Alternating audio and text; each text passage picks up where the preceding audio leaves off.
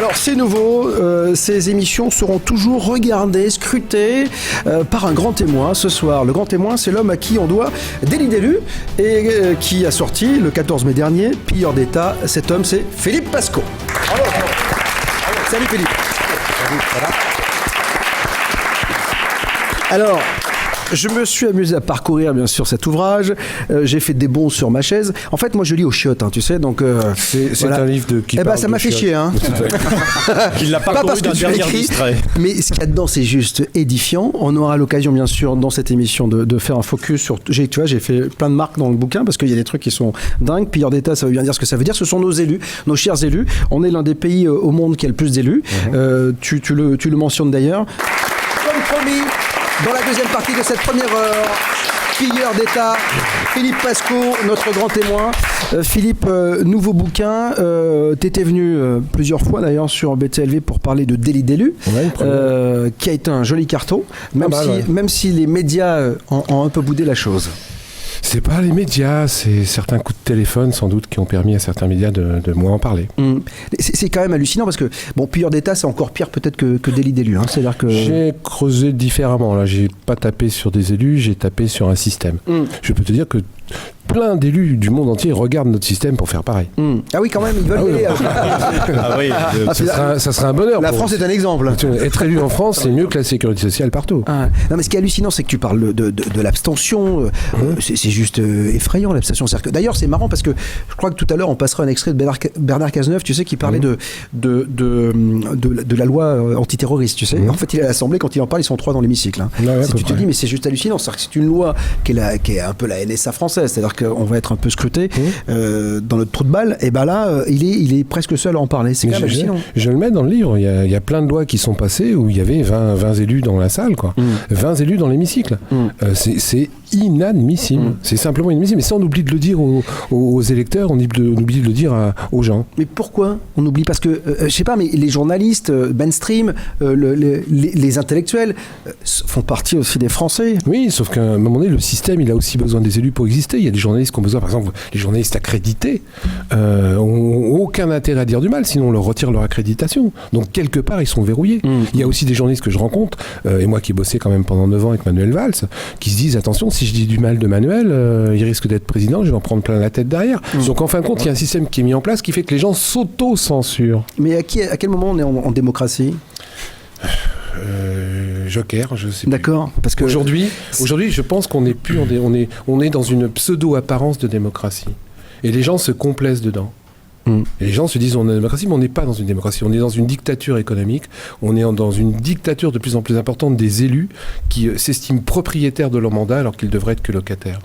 La France numéro 1 mondiale du nombre d'élus par habitant. Alors j'ai noté, c'est juste hallucinant, je crois qu'il y a 48 élus pour un élu pour 48 habitants. Pour 48 électeurs. C'est juste hallucinant. Bah oui, mais c'est français. Et par contre, on crache sur tous les élus.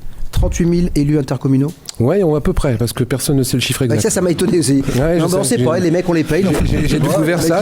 Je suis élu, prends l'oseille, vas-y. C'est un chiffre qui vient directement du ministère. J'ai rien inventé, j'ai pris que du fait actuel. Et donc, il y a deux types d'élus. Les ministères eux-mêmes ne savent pas combien il y en a. À peu près. À 1000, 1200 près, quoi, à peu près. Et puis on a beau poser des questions, ils savent pas. C'est juste. Alors que ça va tellement vite. L'intercommunalité, c'était pour justement qu'il y ait moins d'élus, que ça fonctionne mieux, que ça coûte moins cher. Tout ça, Yves, c'est des gabegies et des mensonges. Il est prouvé aujourd'hui, je le mets dans le livre, que toutes les histoires qu'on nous a vendues pour faire des économies se sont terminées par plus de dépenses. Je vais vous donner juste un petit exemple. Vous êtes tous au courant, vous avez vu, ils ont réduit les régions. Oui. D'accord ? On est passé de 22 à 13 régions. Ils ont tous dit que c'était pour faire des économies. C'est bien le maître mot. Oui, bien sûr. Il va y avoir des économies. Mais il y a un truc qui ne change pas, qui a été voté à 2h du matin en douce par un député qui s'appelle Carlos da Silva, qui est donc le suppléant de Manuel Valls. Il y aura le même nombre d'élus. C'est-à-dire qu'on passe de 22 régions à 13 régions avec exactement le même nombre d'élus. Pourquoi ? Parce qu'ils créent de nouvelles administrations ? Mais je ne sais pas. Puisque logiquement, moins de régions, il va y avoir moins d'élus. Eh ben non, on a trouvé le tour de passe-passe de faire autant d'élus. Il y aura exactement autant de conseillers régionaux avant, quand il y avait 22 régions, qu'après, quand il va rester que 13. Je pose la question, de qui se moque-t-on ? Les économies, c'est pour qui ? Je vais vous dire, c'est pour qui les économies ? Ça va être pour le personnel, ça va être sur le fonctionnement, mais ça va sûrement pas être sur les élus. Parce que le même nombre d'élus, ça veut dire quoi ? Ça veut dire le même nombre d'argent pour les formations, le même nombre de voitures de fonction, le même nombre de bureaux, le même nombre de chauffeurs. Ils sont où les économies ? Est-ce vrai qu'un jardinier, parce que à l'Élysée prend 8 000 €? Oui, mais moi je tape pas sur ces trucs-là. Mais moi je fais jardinier demain. Oui, je comprends. Ouais, ça fout les boules quand même. Mais ça c'est aussi... même s'il est très doué, hein, c'est beaucoup d'argent, 8 000 €. Non, mais c'est aussi le système qui veut ça. Tout le monde sait que les gens au Sénat sont très très bien payés, y compris le personnel. Mais quand vous réfléchissez bien, les gens qui profitent du gâteau, ils ont tout intérêt à en laisser quelques miettes autour d'eux s'ils veulent pas être dénoncés. Ils ont tout intérêt à faire que les gens qui les entourent dans le premier cercle soient des gens très très bien payés. Je le lis dans le livre. Enfin, il y a 2 ministères. C'est pas le premier cercle de l'Élysée quand même. Oui, mais c'est le Sénat, ça fait partie au Sénat. François Hollande tous les jours. Mais ça fait partie du système. C'est des gens qui sont dans le sérail, qui voient passer des gens, qui voient rentrer des gens, qui en voient sortir. Vaut mieux bien les payer ces gens-là pour qu'ils se taisent. Tu payes le silence en fait, c'est ça. Merci Mathieu. On paye la famille, là. Et la famille, en général, ce qui se passe dans la famille, c'est-à-dire au sein du même bloc, comme au Sénat ou à l'Élysée, on se tait. On sait, je vous signale qu'il y a encore pas longtemps, il y a eu un coup de feu dans l'Élysée. On est aujourd'hui incapable de savoir c'était quoi. Un coup de feu, une arme à feu ? Oui. On est incapable de savoir quoi. Personne ne parle. C'est comme le nombre d'élus. On sait pas, il y a un coup de feu. C'est toujours comme ça. Moi, j'ai été président de la formation professionnelle et de l'apprentissage sur l'Île-de-France. J'ai été bombardé président. Voilà, je suis tombé en plein dans le chaudron et on m'a pas expliqué. Oui, il n'y a pas de formation et on t'explique pas comment faire. Il n'y a pas de formation. Il ne peut pas y avoir, c'est des fonctions honorifiques, mais c'est des fonctions de commandement. Il n'y a pas de formation. Même quand tu deviens élu, quand tu deviens maire adjoint, qui devient quand même un poste de plus en plus compliqué. Aujourd'hui, il y a de plus en plus, entre guillemets, de gens qui ne sont pas formés. Moi, je vous le dis, et je ne l'ai pas mis dans le livre là parce que c'est trop, j'ai connu un maire adjoint dans une ville de ma banlieue, qui a été maire adjoint aux finances pendant 20 ans et qui était analphabète. Et qui ne savait pas compter. Analphabète ? Oui. Maire adjoint ? Oui, aux finances. Qui savait pas compter. Aux finances. Ah mais je comprends pourquoi ils savent pas combien Histoire véridique. En fait. C'était lui. Le mec adorait venir au bureau municipal parce qu'on mangeait après les bureaux municipaux. Est-ce que c'est pas l'administration qui dirige la France finalement, l'ENA et tout ça, et que les politiques ne peuvent que agir à la marge? Dans certains endroits, c'est aussi l'administration qui le dirige. Mais pourquoi l'administration a pris le pouvoir? Parce que les élus leur laissent le pouvoir. C'est l'ENA. Mais pas seulement l'ENA. C'est trop compliqué de taper seulement sur l'ENA. Par exemple, vous avez des élus qui sont incompétents, pas tous, il y en a qui sont très compétents. L'administration prend le pouvoir, c'est une question de pouvoir. Si vous vous laissez faire, moi par exemple quand j'ai été conseiller régional, je refusais de signer quelque chose si je comprenais pas. Donc t'as jamais rien signé? J'en ai signé quelques-uns, mais les gens après n'aimaient plus me donner des parapheurs. Oui c'est ça. Ouais. Oui parce qu'en fait ça veut dire que tu t'intéresses au truc et voilà et en fait. J'ai eu à la mairie d'Evry 1 ou 2 fois j'ai remplacé Manuel Valls comme maire en tant que maire adjoint. D'ailleurs, ça s'est mal passé, puisqu'une fois, il y a un ministre qui est venu, ils ont fait le coup de l'hélicoptère, ils ont ramené le premier adjoint pour que ce soit pas moi qui accueille le président. Ah oui. À ce point-là.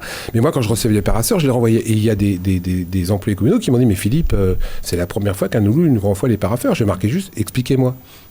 Ils n'ont pas l'habitude. Parce qu'il faut savoir aussi que quand vous avez des choses comme ça, vous avez 50 paraffeurs à signer en une demi-heure. Bien sûr. Mais c'est l'histoire du sang contaminé. C'est-à-dire que coupable n'est pas responsable. C'est-à-dire qu'à un moment donné, ou responsable n'est pas coupable. Sauf que ça ne peut pas fonctionner comme ça. Il faut arrêter de fonctionner comme ça. Il faut arrêter parce qu'on est en train petit à petit d'entrer dans un état, entre guillemets, qui devient mafieux.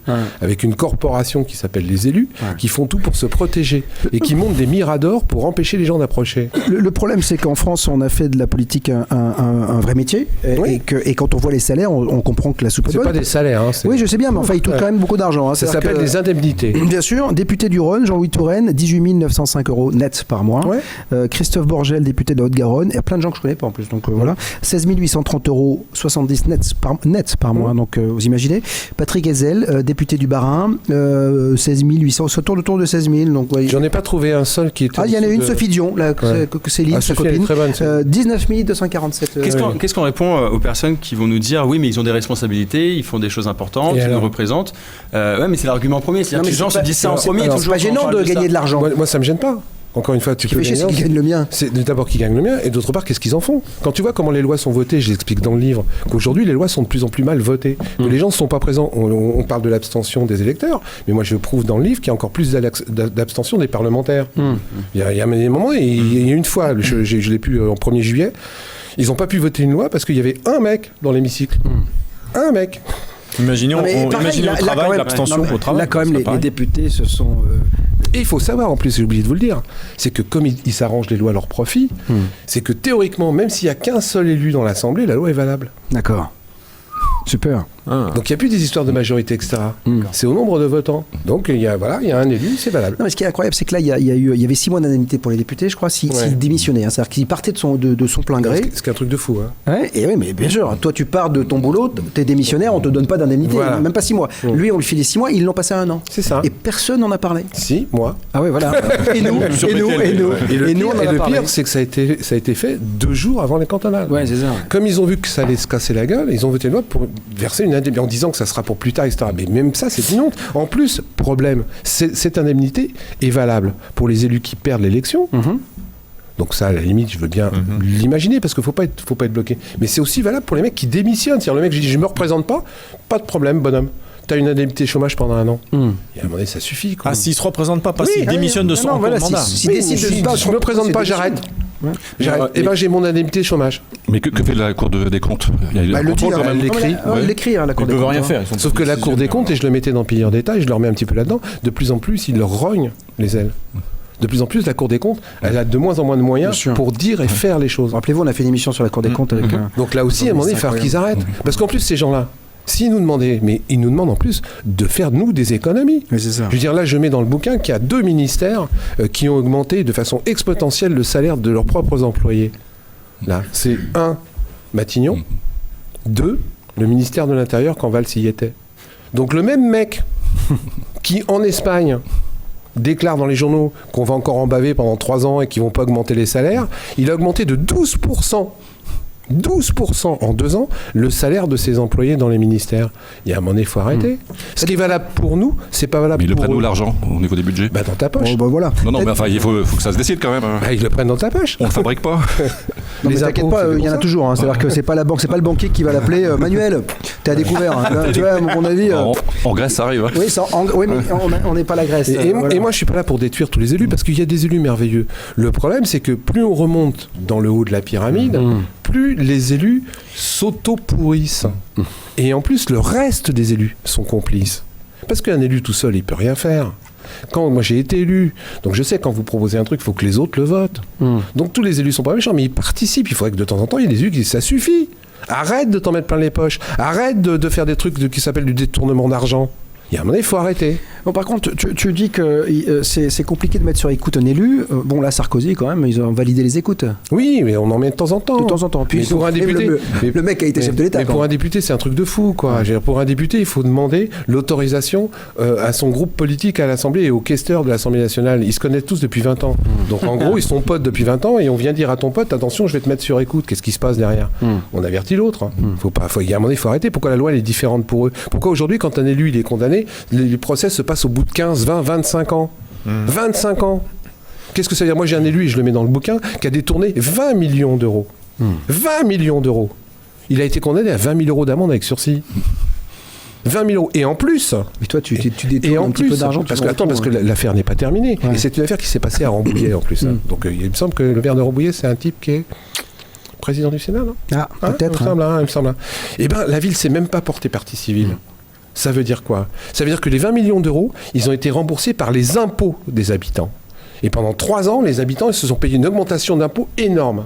Tout ça parce que la ville ne s'est pas portée partie civile. Moi, je demande qu'à partir du moment où un élu, entre guillemets, est condamné ou est susceptible d'avoir fait une faute dans le cadre de sa fonction, systématiquement, la ville se porte partie civile. Ça sert à quoi de se porter partie civile? Ça sert à récupérer de l'argent si jamais il y a eu une faute. Eh bien, il y a plein de moments où les villes ne se portent pas partie civile parce que c'est un pote à eux qui est mis en accusation. Et ça, c'est inadmissible. Tu dis un élu n'est jamais coupable, il est élu. Oui, c'est ça. C'est une formule. Et je te jure, c'est une formule. Moi, je l'ai plaint dans plein de procès, etc. Non, mais je suis pas coupable, je suis élu. Vous rigolez. Puis et surtout, en plus, je suis encore moins coupable quand je suis réélu. Alors, c'est ça. Ils sont réélus, les gens. Donc, mais alors ça, c'est la connerie aussi, quand même. C'est notre faute, finalement. C'est nous qui leur donnons quand même un bulletin, quoi. Tu vois. Je le mets aussi dans le livre. Aujourd'hui, il y a plein d'élus qui sont élus avec à peine 1,9 électeurs sur 10. 1,9 électeurs sur 10. C'est que dalle. Donc vous prenez des élus, les escrocs, et ce que je disais, que les escrocs qui sont les meilleurs, c'est ceux qui sont le plus réélus. Je vais voir mes petits anciens, je leur paye des chocolats, j'embauche les mecs dans le logement, dans la mairie, je trouve des logements, exactement. Et vous avez vos 1,9 électeurs. C'est ça la politique en fait? Les autres, ils n'ont pas envie d'aller voter. Aujourd'hui, les problèmes de l'abstention, c'est que les gens, ils n'ont pas envie de voter ni pour la peste, ni pour le choléra. Résultat, il y a moins de 2 électeurs sur ville dans 30 villes de France, les plus grandes villes de France, qui ont permis aux élus d'être élus. Ça veut dire quoi ? C'est vrai qu'une démocratie qui oppose la moitié de la population à l'autre moitié, parce que 49-51, c'est quasiment à la moitié. Alors que la moitié, il n'y a que la moitié qui a voté, ça ne peut pas fonctionner. Ça ne veut plus rien dire. Et en plus, les chiffres sont trichés parce qu'on vous dit j'ai été élu avec 62% des électeurs. Bah ouais, un électeur sur 5, sur 10. Je veux dire, tu peux, mais on t'annonce partout que c'est 65% des mecs. Les chiffres aujourd'hui ne veulent rien dire. C'est comme les moyennes qu'on vous balance. Aujourd'hui, on dit qu'il y a eu 38% d'abstention. C'est un mensonge éhonté. Ce n'est qu'une moyenne. C'est vrai qu'il y a des petites villes en France où il y a eu 100% d'électeurs. Il y a 15 électeurs dans une ville, il y a 14 mecs qui ont été votés, ça fait 99%. Et ils additionnent ça avec ceux où il y en a eu 70. Donc 70 et 100, ça fait 170. Divisé par 2, ça fait déjà plus le même nombre. Et donc c'est des moyennes qui sont pondérées. Donc en fin de compte, il y a beaucoup plus de gens qui s'abstiennent. Mais en mélangeant tous les chiffres des petites communes où il y a beaucoup de votants, avec les grandes villes où il n'y a quasiment pas de votants, et moi sur la ville d'Evry, 68% d'abstention, presque 70% d'abstention au municipal. Pour élire un élu de proximité. Ça pose quand même question. Mais ça veut dire que les gens ne croient plus en la politique, de toute façon. Ça veut dire que moi, les gens ne croient plus aux politiciens. Est-ce que tu ne crois pas qu'on devrait... Moi, je suis partisan du vote obligatoire. Mais moi, je suis pour. Parce que je pense que ça changerait beaucoup de choses. On n'aurait peut-être plus du tout les mêmes personnes à la tête de l'État. Et en plus, pourquoi il n'y aurait pas le vote obligatoire ? Les gens qui disent on est contre, c'est pas démocratique. Ben attends, pourquoi ? Citoyennement parlant, on doit un peu à l'État. La moindre des choses, c'est qu'on aille... Les femmes, aujourd'hui, il ne faut pas oublier, ils votent que depuis 1948. Mais ça, c'est peut-être pas une bonne chose. Non, mais je suis d'accord, mais ils sont quand même battus. Je plaisante. Il y a le vote obligatoire, moi, me gêne pas du tout. Et en plus, il existe déjà en France. Ouais. Moi, j'étais conseiller régional, j'ai eu l'obligation d'aller voter pour les sénateurs. Ouais. Donc, ce qui est valable pour aller voter pour les sénateurs, pourquoi ce ne serait pas valable pour les électeurs ? Par contre, moi, je propose des variantes. C'est-à-dire qu'il y a dans certains pays, j'ai regardé dans le monde entier, il y a, je crois, 17 ou 18 pays qui le font ça. En Belgique, il y a des moments où tu peux aller voter sur ton temps de travail. C'est-à-dire que tu prends 1 heure, le patron te donne 1 heure, tu vas voter. C'est pas le dimanche. Ah, c'est pas mal ça. Bah ouais. Parce que le dimanche, il suffit qu'il fasse beau, tu vas pas voter. Voilà, c'est ça. En week-end, sur le temps de travail. Tu prends 1 heure, c'est comme syndical, etc. 1 heure, tu vas voter. Aux États-Unis, c'est comme ça. Oui, je suis dans quel autre pays, etc. Mais c'est un excellent système.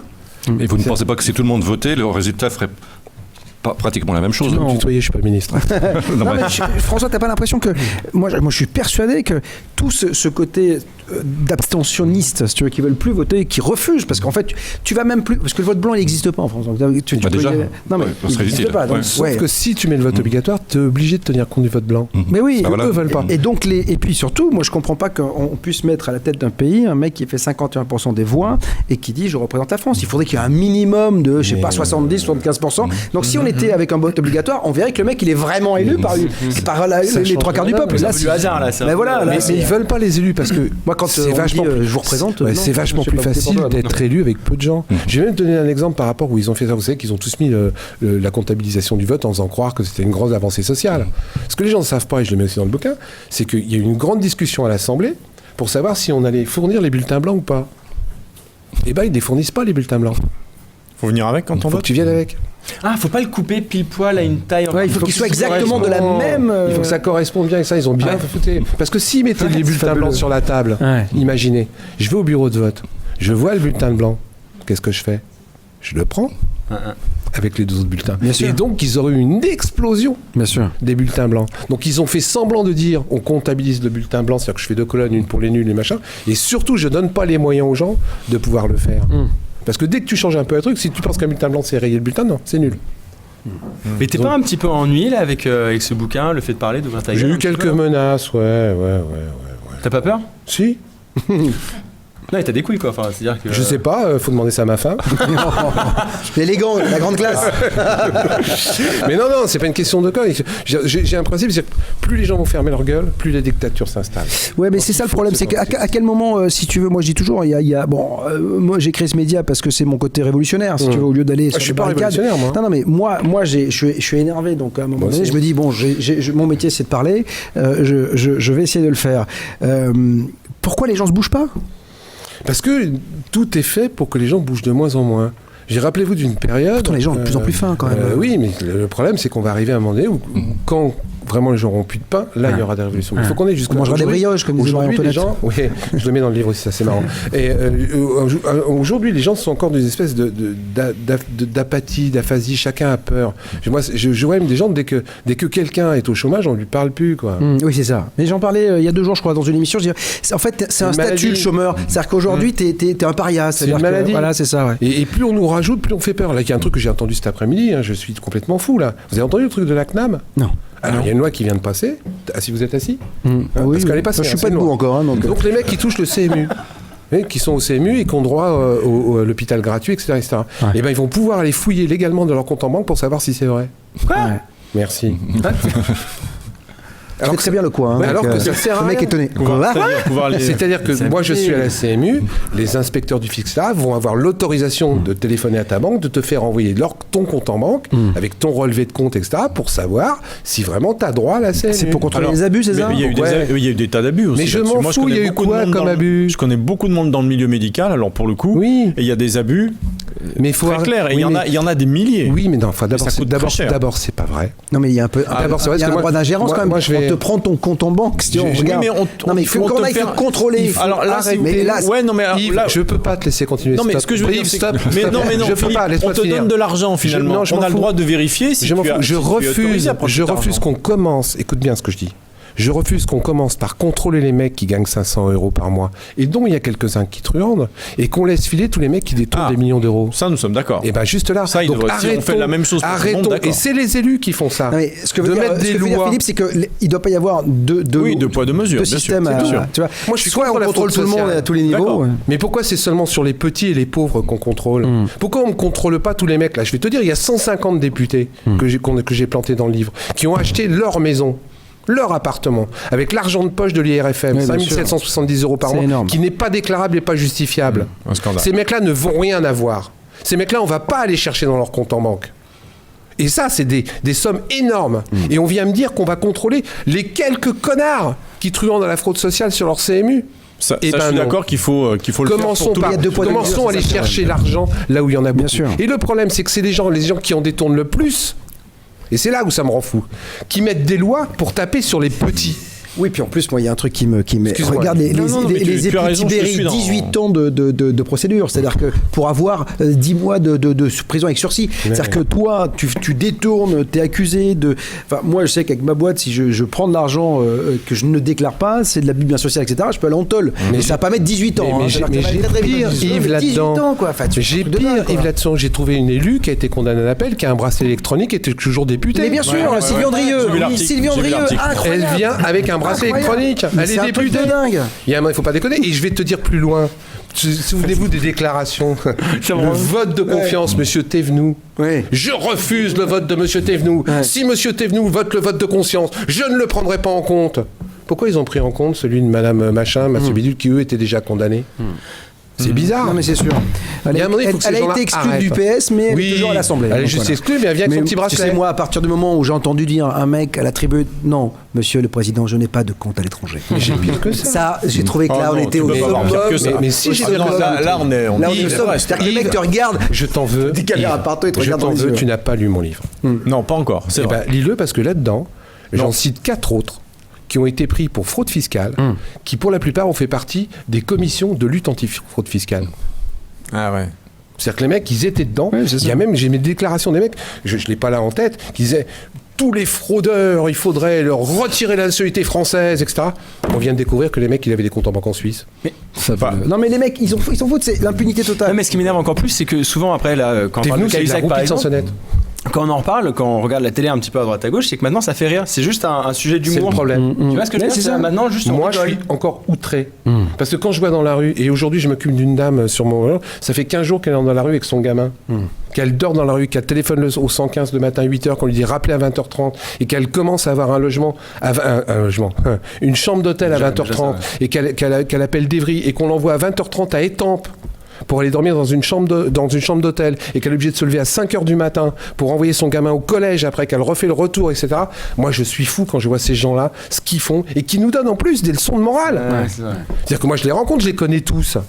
Ces mecs-là, ils te donnent des leçons de morale. C'est-à-dire que si jamais quelque part tu fais un boulot au noir le week-end, maintenant aujourd'hui, tu as 50 mecs qui te tombent dessus pour la fraude fiscale. Parce que je veux nourrir ma famille et je vais faire un peu de menuiserie le samedi et le dimanche. C'est ce mec-là qu'on va mettre en prison. Et ces gens-là, qui détournent impunément de l'argent, qui vivent comme des rois, se permettent de nous donner des leçons de morale. Je comprends Yves quand parfois il dit ouais c'est normal, il y a de l'abus. Le problème c'est que ces gens-là qui sont élus devraient donner l'exemple. Exactement. Et le problème c'est qu'ils ne le donnent pas et ils nous condamnent. Et au contraire, ils condamnent en tout cas les plus petits, et c'est toujours les plus petits qui trinquent. Oui mais il faut que ça s'arrête. Pilleurs d'État, sous vos applaudissements, Philippe Pasco.